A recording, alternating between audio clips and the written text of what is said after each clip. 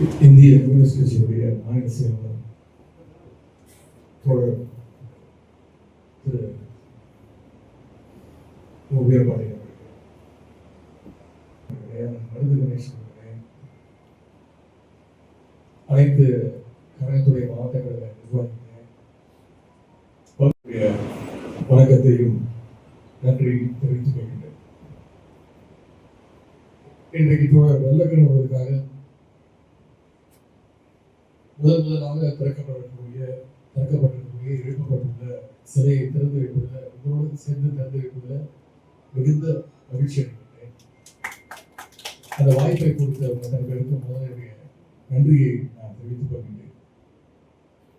அதோடு சேர்ந்து திணைநில வசதிகள் அமைப்பை சேர்ந்த அருமை சகோதரர்கள் வகுவுடைய அம்மாட்சி கற்பனையின் முதல் ஆசிரியர் நூலையும் இன்றைக்கு இங்கே வெளியிட்டிருக்கின்றோம். நல்லவர்களுக்கு சிலை அமைச்சர்கள் மூலமாக இன்றைக்கு இந்த சமூகம் உண்மையிலே யாரை நாம கொண்டாடணும் அப்படிங்கிறத இந்த நிகழ்ச்சி மூலமாக இந்த அமைப்பினர் மிக தெளிவாக சொல்லியிருந்தாங்க. ஏன் சொல்றேன், இன்னைக்கு மக்களுக்கான களப்போராளிகளை கொண்டாடுறதை விட இன்ஸ்டாகிராம்ல செல்போன்ல ரீல்ஸ் எடுக்கிற போராளிகள் தான் இன்னைக்கு சமுதாயம் அதிகமாக கொண்டாடிட்டு இருக்கு. ஆனா போராடினா எதுவும் கிடைக்கும் அப்படின்னு உறுதியா நம்பியவர் ஐயா நல்லகண்ணா அவர்கள்.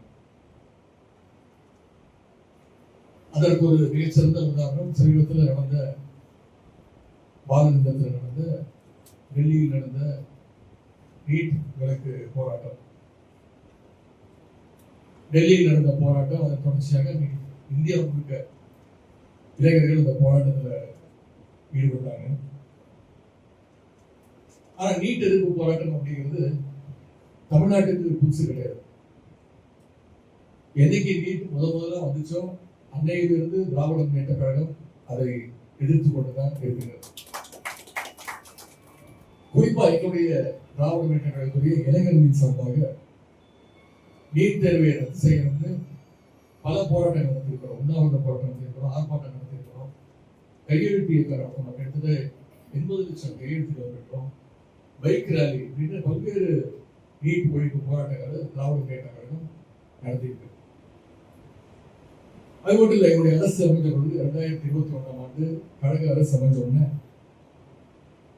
நீட் பாதிப்பை கண்டறிந்திருக்க ஓய்வு பெற்ற நீதியரசர் திரு ஏ கே ராஜன் தலைமையில் எங்களுடைய அப்பொழுது தலைவர் முதலமைச்சர் ஒரு கமிட்டியை அமைச்சார். அந்த கமிட்டி தமிழ்நாடு முழுக்க மாணவர்களை சந்திச்சு, பெற்றோர்களை சந்திச்சு, ஆசிரியர்களை சந்திச்சு, கல்வியாளர்களை எல்லாம் சந்திச்சு ஒரு பரிந்துரையில அரசுக்கு கொடுத்தாங்க. அந்த பரிந்துரையின் அடிப்படையில நீட் விலக்கு வேணும்னு ஒரு சட்ட முன்வடிவை எங்களுடைய கழக தலைவர் முதலமைச்சர் அவர்கள் கொண்டு வந்தாங்க. அதற்கு ஆளுநர் ஒப்புதல் கொடுக்கல. உடனே எங்களுடைய முதலமைச்சர் அவர்கள் உச்சநீதிமன்றம் வரைக்கும் போய் போராட்டம் இயக்கம் தான் திராவிட முன்னேற்ற கழகம். டெல்லியில நீட் குரல்முறைக்கு எதிராக நடந்த அந்த போராட்டம் இன்னைக்கு முடிஞ்சிச்சு. ஆனா முடிஞ்சிருச்சுன்னு நான் நினைக்கல. இன்னைக்குதான் அந்த போராட்டம் ஆரம்பிச்சிருக்கு அப்படிங்கிறது தான் என்னுடைய எண்ணம். நீட்டை முற்றிலும் ஒழிப்பதற்கான தொடக்கமாக தான் நான் இந்த போராட்டத்தை பார்க்கிறேன். ஐயா நல்லக்கண் அவர்கள் இன்னைக்கு இருந்திருந்தா அவரும் நிச்சயம் இருந்தா சொல்லியிருப்பாரு. ஐயா நல்லக்கண் அவர்கள் எந்த அளவுக்கு இளைஞருக்கு சொந்தக்காரரோ அதே அளவுக்கு போராட்ட குணத்துக்கும் அவர் சொந்தக்காரர். அப்படிப்பட்ட ஐயா நல்லக்கண் அவருடைய சிலையை திறந்து வைக்கிறது அவருடைய வாழ்நாள் பெருமையாக நான் கருதுகின்றேன். இங்கே மகு அவர்கள் சொல்லும்போது குறிப்பிட்டு பேசினார். இந்த நிகழ்ச்சிக்கு திராவிட முன்னேற்ற கழகத்துடைய சட்டமன்ற உறுப்பினர் இளைஞரணி செயலாளர் வருகிறார், தோழர் வீரபாண்டி அவர்களும் வருகிறார். பல்வேறு இடங்களிலிருந்து தொலைபேசி அழைப்புகள், விசாரிப்புகள். பாலிஸ்டர் சொன்னார் ஏதாவது உள்ளர்த்தம் இருக்குது அப்படின்னு. என்கிட்ட வந்தோடனே ஓப்பனாகவே சொன்னார். நிறைய பேர் ஃபோன் பண்ணி கேட்டாங்க, சார் முதல் பேரை நடத்துறீங்களா நாளைக்கு நிகழ்ச்சி இல்லை, அப்படின்னு. உண்மையாகவே முதல்வர் என்ன நடக்குதுன்னு உங்களுக்கு தெரியும், என்ன விட உங்களுக்கு தெரியும். இங்கே தொடர் வீரபாண்டியன் அவர்கள் அதற்கு வந்தோடனே என்கிட்ட பேசிட்டு இருந்தாரு. தலைவர் எப்படி இருக்கிறாங்க, தந்தையார் எப்படி இருக்காங்கன்னு கேட்டாரு. அவர் குறிப்பிட்டது போல எப்பொழுது போல தோழமை உணர்வோடு தான் இங்கே வந்திருக்கிறார் என்று நான் நம்புகிறேன். ஏன்னா அவர் சொன்னது மாதிரி தமிழ் உரிமை, தமிழ்நாட்டு உரிமை, அதற்கு எதிராக என்ன நடந்தாலும் திராவிட இயக்கமும் பொது உரிமை இயக்கமும் என்றைக்கும் ஓரணியில கைகோர்த்து நடத்துகிற இயக்கம். டாக்டர் கலைஞர் அவர்கள் அடிக்கடி பெருமையாக குறிப்பிட்டிருக்கிறார், நான் மட்டும் தந்தை பெரியார் அவர்களை சந்திக்காம இருந்திருந்தா நிச்சயம் ஒரு கம்யூனிஸ்ட்காரனாக தான் இருந்திருப்பேன் அப்படின்னு பெருமையாக சொல்லியிருக்கிறார். அந்த அளவுக்கு கம்யூனிஸ்டுகள் மேலே நம்முடைய டாக்டர் கலைஞர் அவர்களுக்கு தனி பாசம் உண்டு. இன்னும் ஒரு சின்ன இன்சிடென்ட் இங்க குறிப்பிட விரும்புகின்றேன். 2016ஆம் ஆண்டு சட்டமன்ற தேர்தலில் திராவிட முன்னேற்ற கழகம் வெற்றி வாய்ப்பை எடுத்துட்டோம். வெறும் 1% வாக்கு வித்தியாசத்துல அன்னைக்கு அண்ணா திராவிட முன்னேற்ற கழகம் ஆட்சியில் அமர்ந்தது.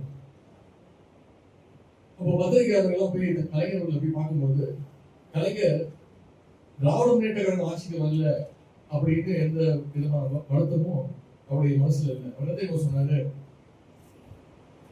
தமிழ்நாட்டுடைய வரலாற்றில் முதன்முறையாக கம்யூனிஸ்டுகள் இல்லாத ஒரு சட்டசபை அமைஞ்சிருக்கு, அதுல எனக்கு வருத்தம் அப்படின்னு டாக்டர் கலைஞர் அவர்கள் அப்போது குறிப்பிட்டு பேசினார். அந்த அளவுக்கு கம்யூனிஸ்டுகள் மீது டாக்டர் கலைஞர் அவர்களுக்கு ஒரு தனி பாசம் இருந்தது. குறிப்பாக ஐயா நல்லக்கண்ணு, பெரியவர் சங்கரையா போன்றவர் மீது கலைஞர் அவர்களுக்கு அளவு இருந்த பாசம் இருந்தது. ஆட்சியில் இருந்தாலும் சரி, இல்லாமலும் சரி, அவங்க சொல்ற கருத்துக்களை எல்லாம் கேட்டு உள்வாங்கி அதை நடைமுறைப்படுத்தியிருந்தார் டாக்டர் கலைஞர் அவர்கள். கலைஞர் வழியில எங்களுடைய கழக தலைவர் அவர்களும் எப்பொழுதுமே கம்யூனிஸ்ட் தலைவர்கள் அவர்களே தனி பாசம் கொண்டவர், மரியாதை கொண்டவர். ஐயா நல்லக்கண்ணு அவர்களை அடிக்கடி சந்திப்பதை வழக்கமாக வச்சிருந்தவர் எங்களுடைய தலைவர் அவர்கள். குறிப்பா நல்லக்கண்ணு ஐயாவுடைய பிறந்த நாளைக்கு அது என்ன வேலையாக இருந்தாலும் சரி, அவருடைய வீட்டுக்கு முதல்ல போய் அவருடைய வாழ்த்துக்களை முதல்ல பெறக்கூடியவர் எங்களுடைய தலைவர் அவர்கள் என்பதை யாராலும் மறுத்துவிட முடியாது.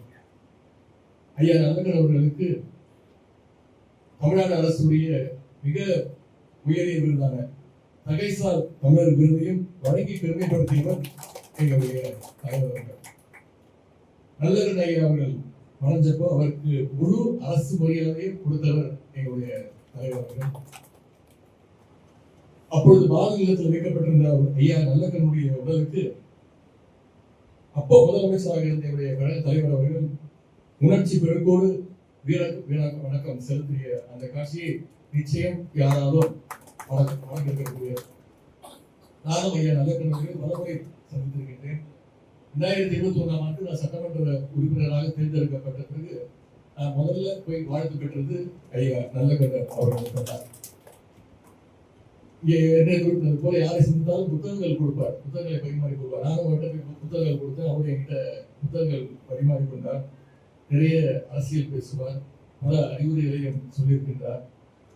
அதே போல இங்கே தோழர் பகுவுடைய அம்மாட்சி கற்பனையின் முதல் ஆசிரியர் புத்தகத்தையும் இன்னைக்கு வெளியிட்டிருக்கின்றோம். ஒரு புத்தகத்தை கொண்டு வருவது ஒரு சாதாரண விஷயம் கிடையாது.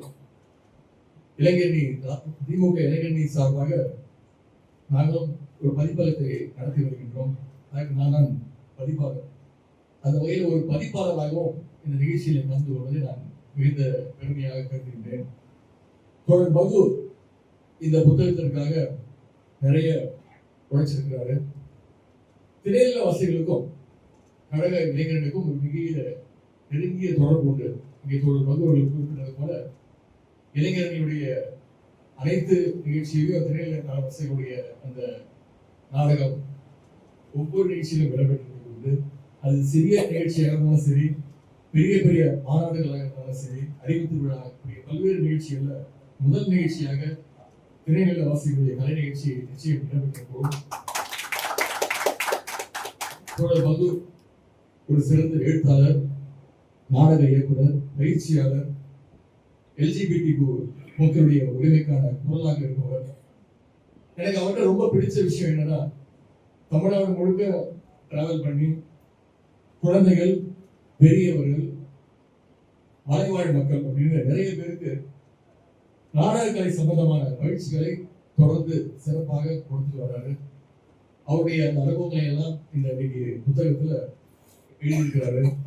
இந்த புத்தகம் பல ஆயிரம் பிரதிகள் விற்க என்னுடைய வாழ்த்துக்களை நான் தெரிவித்துக் கொண்டு, ஐயா நல்லகனுடைய புகழ் ஓங்கட்டும், உதவும் கைகள் அறக்கட்டளை தோழர் வகு உள்ளிட்ட திருநெல்வேலிவாசிகள் அமைப்பை சேர்ந்த அத்தனை பேருக்கும் மீண்டும் என்னுடைய வாழ்த்துக்களை தெரிவித்து இந்த வாய்ப்புக்கு நன்றி கூறி விடைபெறுகிறேன். நன்றி, வணக்கம்.